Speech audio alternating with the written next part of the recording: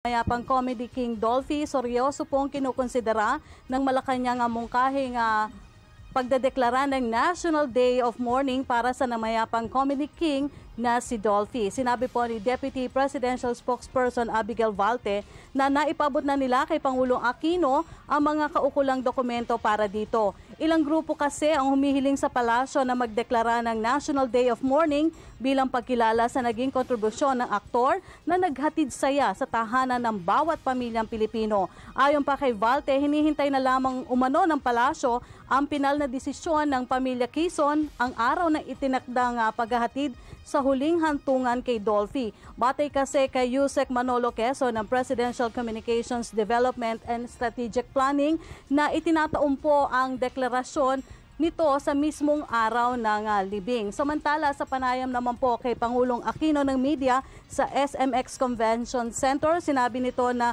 pinag-aaralan po kung National Day of Mourning o National Day of Remembrance ang idedeklara para kay Dolphy. Ang mahalagaan niya ay patuloy na kinikilala ng lahat ang malaking kontribusyon nito sa buhay ng pamilyang Pilipino. Ipinaabot din po ng Pangulo ang pagrespeto niya sa proseso para sa paggagawad ng parangal kay Dolphy bilang national artist.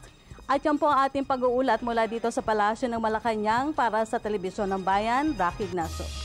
Maraming salamat sa iyo, Rocky Ignacio. Nag-uulat po mula sa Malacanang.